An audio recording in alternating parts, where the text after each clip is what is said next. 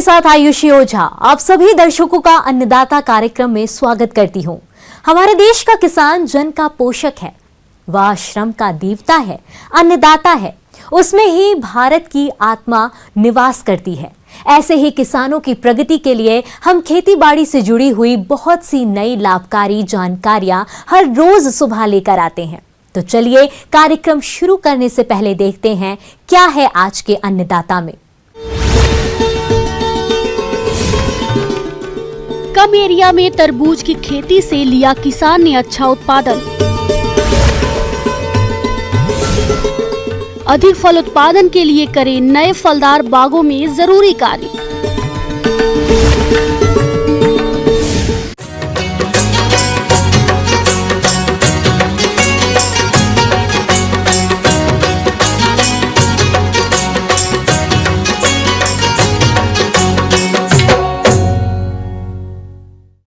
किसान भाइयों, इस साल लगभग सभी कृषि उत्पादों का बाजार भाव काफी अच्छा चल रहा है, जिससे किसानों को अच्छी आय भी मिल रही है। आज हम आपको कुमावतों की ठाड़ी जिला जयपुर के सफल किसान बिंटू कुमावत से मिलवा रहे हैं, जिन्होंने तरबूज की कम एरिया में उन्नत तकनीक से खेती की और तरबूज का अच्छा उत्पादन लेकर काफी खुश नजर आ रहे हैं। तो आइए मिलते हैं इन्हीं से और जानते हैं कि इनकी सफलता का राज क्या है।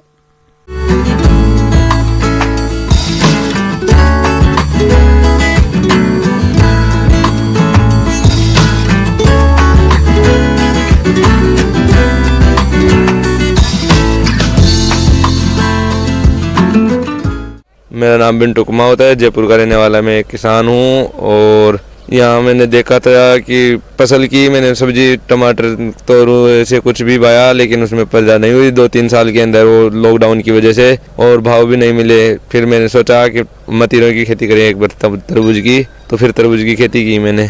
तो इसके अंदर अच्छा प्रोडक्शन हुआ और मैंने 10 के भाव से 60,000 की बेच चुका हूँ और इसके अंदर अच्छा प्रोडक्शन हुआ। प्रदेश के किसान अब परंपरागत खेती से हटकर कुछ नया और अलग करके अपनी आर्थिक स्थिति सुधारने में लगे हैं, जो विपरीत परिस्थितियों के बावजूद भी खेती में सफलता की नई ऊंचाइयां छू रहे हैं। ऐसे ही है ये युवा सफल किसान, जो पहले सब्जियों की खेती करते थे, जिसमें कम लाभ मिलने के कारण 2 बीघा में ड्रिप मल्च लगाकर तरबूज की खेती करके अच्छा मुनाफा कमा रहे हैं।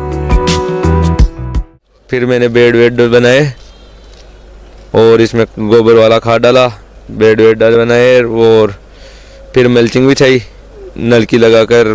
फिर बीज वो मल्चिंग बिछाकर बीज मंगवाए। बीज भी बहुत महंगा आया था। बीज चोबने के बाद में एक दिन छोड़कर एक दिन पानी दिया, NPK 19 दवाई भी दी साथ के साथ, तब जाकर ये तैयार हुए। फिर बेल छोड़ने के बाद इनको लू चलने लगी, धूप पड़ने लगी, तब मिनी फुहारे से पानी दिया और फिर ज़्यादा ही पड़ने लगी, तब बेड भरने पड़े। मैंने ड्रिप से वो पानी दिया, इसलिए पानी की भी बचत हो गई और मल्चिंग बिछाई, तब खरपतवार भी नहीं उगा और समय समय पर उसका धूप की वजह से बल जाते हैं बेलड़े, इसलिए मिनी फुहारा का भी छिड़काव किया और कीटनाशक वो होते हैं ना, इसलिए दवाई भी बहुत दी।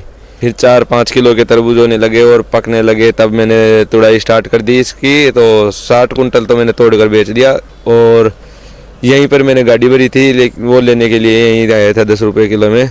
लगभग मेरे को 60,000 रुपये मिल गए 10 के भाव से।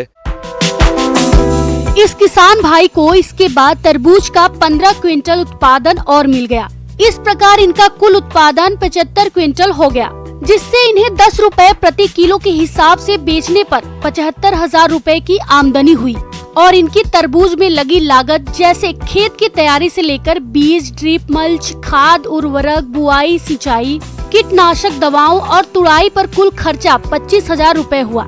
इस प्रकार इनकी कुल आय 75,000 में से कुल खर्चा 25,000 रुपए निकाल दिया जाए तो 50,000 रुपए का शुद्ध मुनाफा हुआ। इस बार गर्मी बहुत अधिक होने के कारण भी इतना अच्छा उत्पादन लिया, और यदि गर्मी कम रही होती तो इनको तरबूज का और अधिक उत्पादन मिलता। इस प्रकार इस किसान भाई ने अपने सूझबूझ और कड़ी मेहनत से तरबूज की खेती में सफलता हासिल की और अच्छा मुनाफा मिला। किसान भाइयों, अब लेते हैं एक छोटा सा ब्रेक।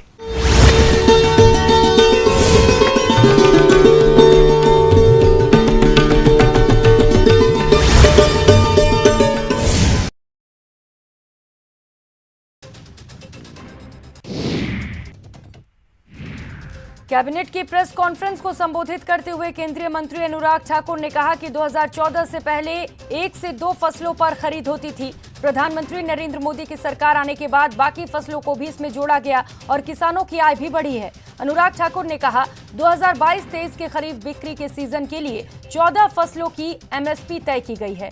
धान के एमएसपी में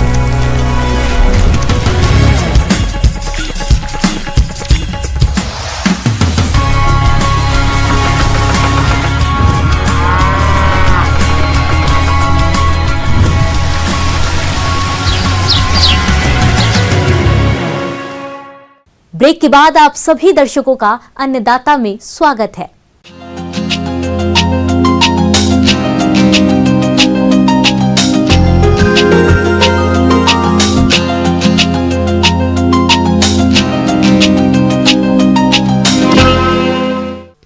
प्रदेश के बहुत से किसान भाई अपनी आमदनी बढ़ाने के लिए खेती के साथ साथ बागवानी कर रहे हैं।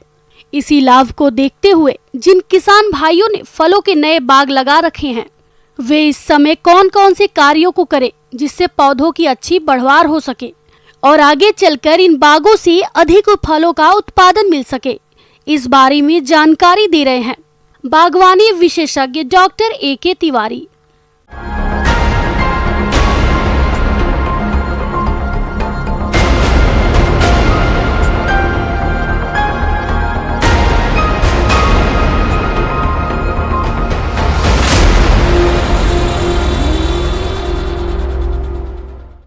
अगर आपका ऑर्चार्ड, आपका बाग जो है अगर 1 या 2 साल का हो गया है तो इसमें हमारा विशेष ध्यान होता है। अब यहाँ से उसका बढ़वार शुरू हो गया है। अभी तक इस्टेब्लिश कर रहा था, वो अपने आप को जमा रहा था। वो जब जमा लिया है अब उसका बढ़वार शुरू होगा और अब उसका शारीरिक और फूल से रिलेटेड, मतलब फलों से फूल, फल से रिलेटेड उसकी जो है वृद्धि होगी और उसकी तैयारी होगी उसके शरीर में। तो इसके लिए आपको पूरा समुचित देखरेख करना होगा। किसान भाइयों, आपके लगाए गए फल या कोई भी पौधा आगे तभी अच्छा उत्पादन देगा जब आप उसकी शुरू से अच्छी देखरेख करेंगे।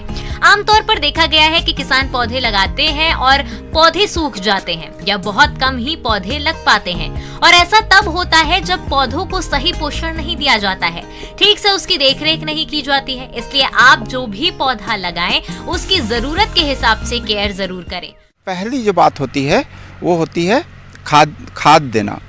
आप 1 साल पहले जब गड्ढा में लगा रहे थे उस समय औसतन आप 10 किलोग्राम गोबर की सड़ी हुई खाद दिए होंगे, करीब 100 ग्राम नाइट्रोजन दिए होंगे, मतलब नाइट्रोजन यूरिया के रूप में दिए होंगे या DAP के रूप में दिए होंगे, करीब 50 ग्राम से 60 ग्राम फास्फोरस दिए होंगे और पोटास दिए होंगे 80 ग्राम के आसपास, ऐसा खाद दिए होंगे। अब आपका 1 साल पुराना हो गया। इसमें हमको ध्यान देने की बात यह है कि सालों साल पेड़ के पौधा में खाद देना जरूरी है, तभी वो स्वस्थ होगा। जब उसको पोषण मिलेगा तभी वो स्वस्थ होगा।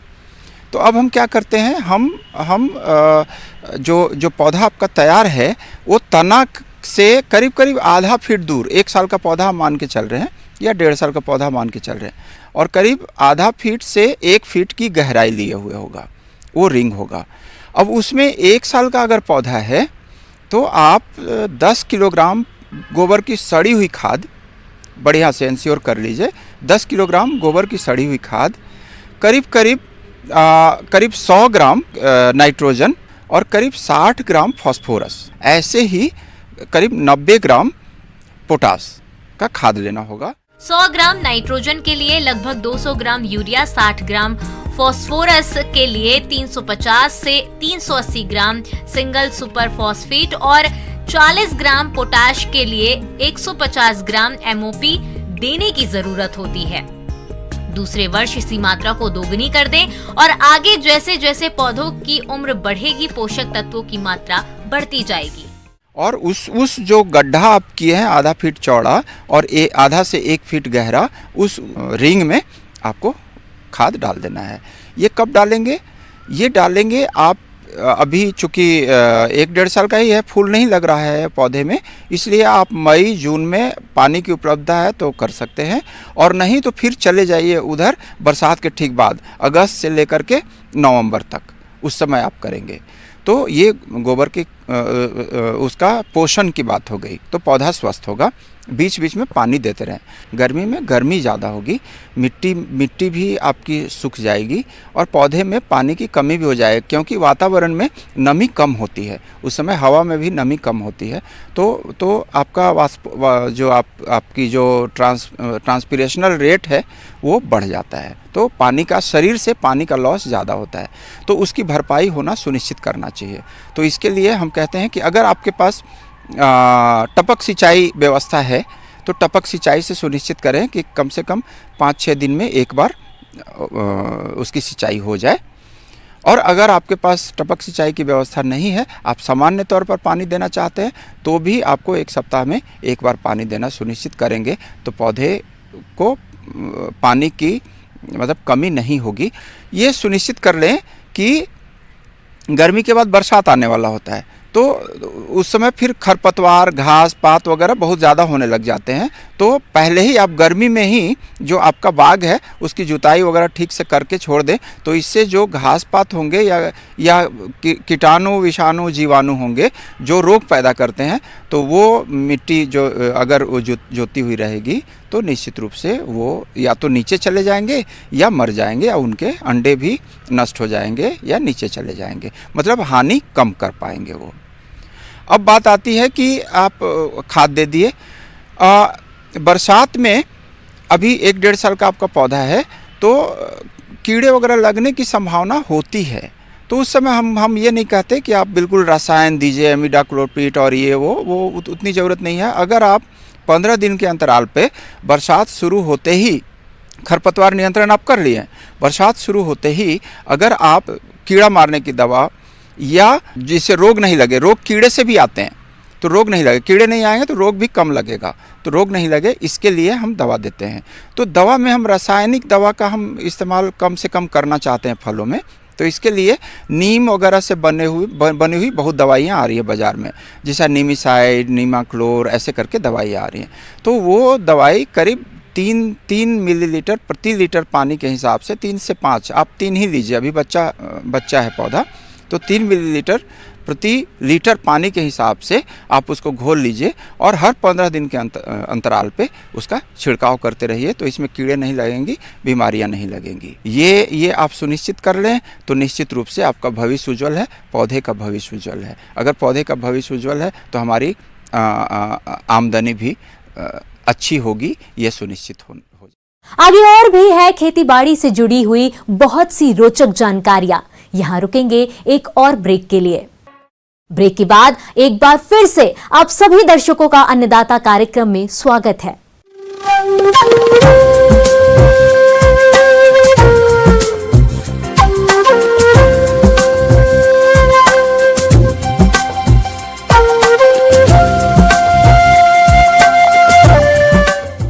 मौसम विभाग की रिपोर्ट पर साप्ताहिक कृषि सलाह इस प्रकार है।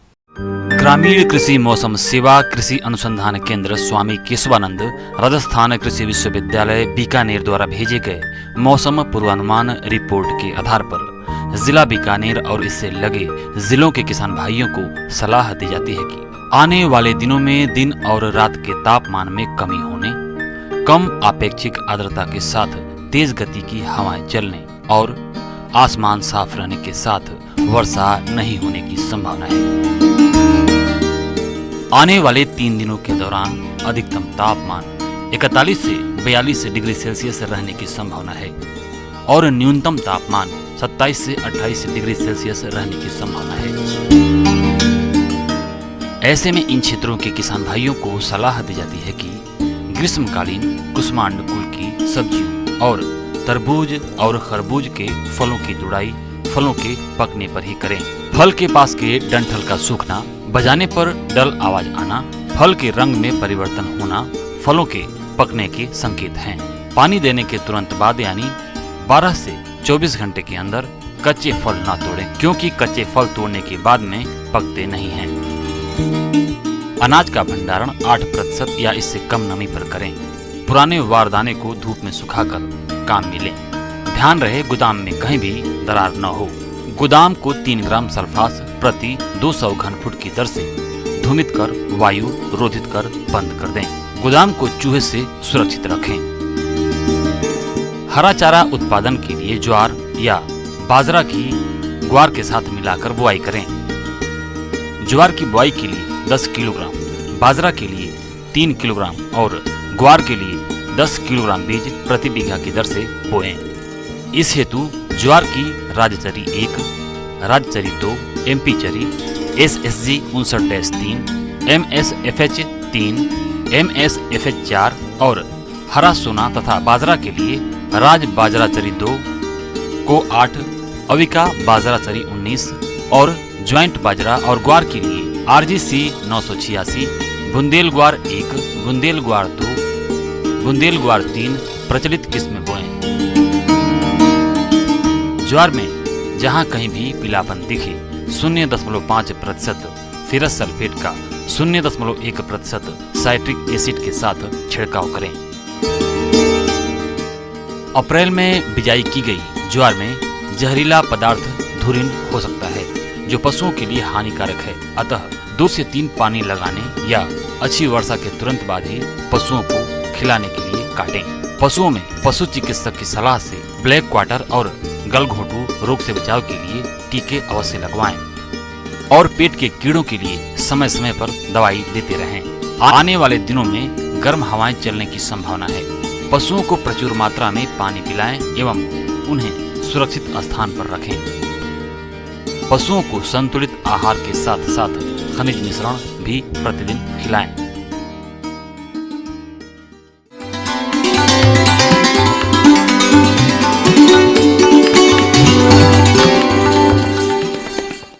आइए जानते हैं अन्नदाता निशुल्क फोन के माध्यम से पूछे गए समस्याओं का समाधान।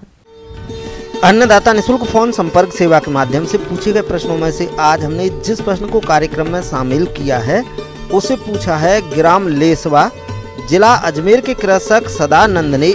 आप वेस्ट डिकम्पोजर के बारे में संपूर्ण जानकारी चाहते हैं तो सदानंद जी आपकी जानकारी के लिए प्रस्तुत है कार्यक्रम का ये अंश।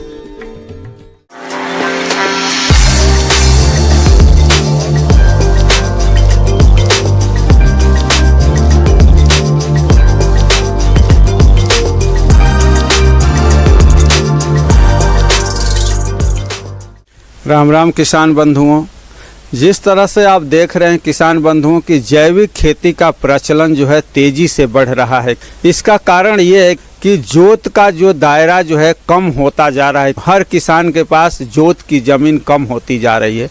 और दूसरा किसान बंधुओं, शुद्ध अनाज मतलब बिना जो है रसायन युक्त जो है अनाज की मांग जो है आज बहुत तेजी से शहरों में बढ़ रही है। मतलब हर आदमी जो है आज जो है रोग मुक्त रहना चाहता है और जो है शुद्ध जो है खाना चाहता है। जब शुद्ध खाएगा तभी जो है पहले की तरह लोगों की तरह जो है रोग मुक्त जो है रह सकता है।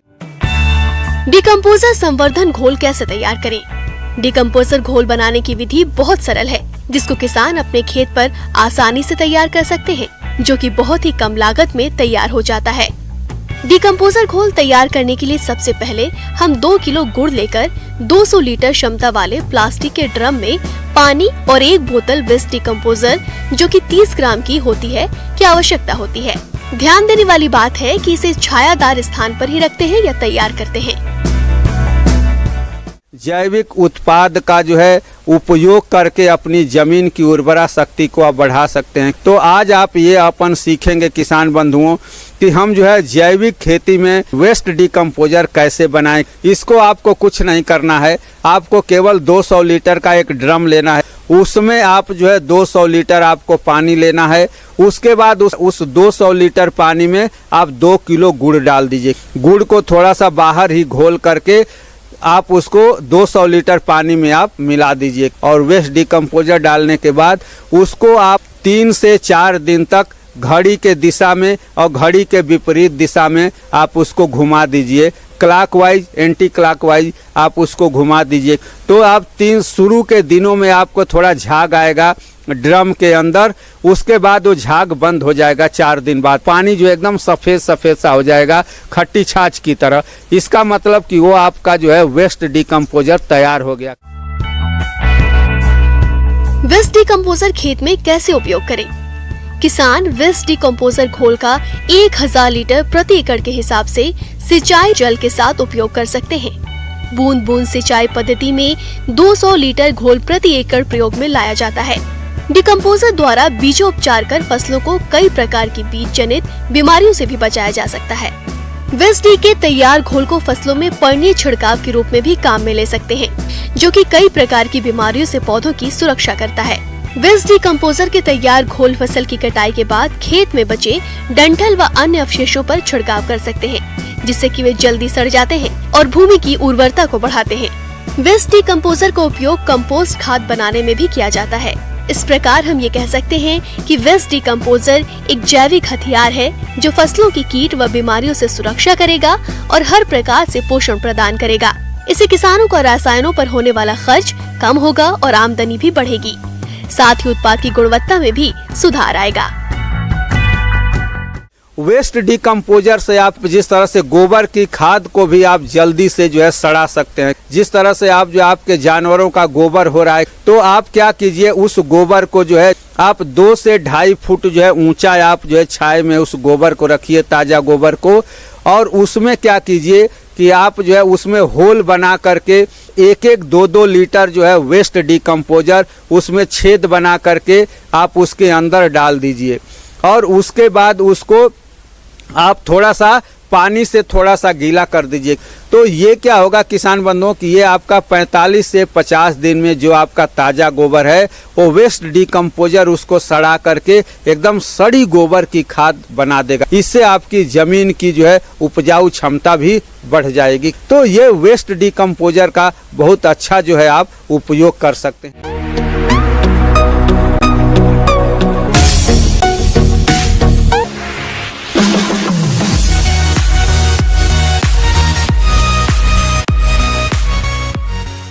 एक नजर डालते हैं राज्य के कुछ मंडियों के प्रमुख फसलों के बाजार भाव पर।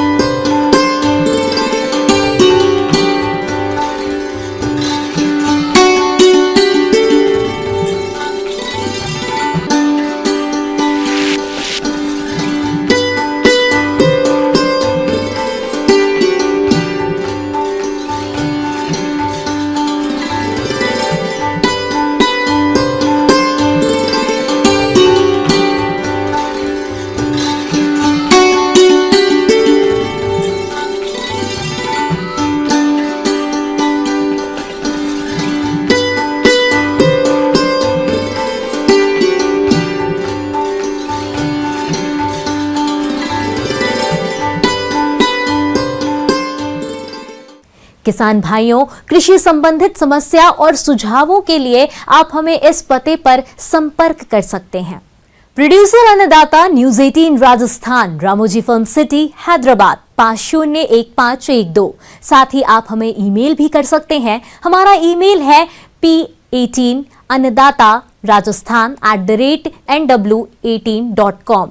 इसके अतिरिक्त आप हमें निशुल्क हेल्पलाइन नंबर 180088926163 पर सोमवार से शनिवार सुबह 10 से शाम 4 बजे के बीच संपर्क कर सकते हैं। अब समय हो रहा है आपसे विदा लेने का। कल फिर मुलाकात होगी कृषि से जुड़ी महत्वपूर्ण जानकारियों के साथ। नमस्कार।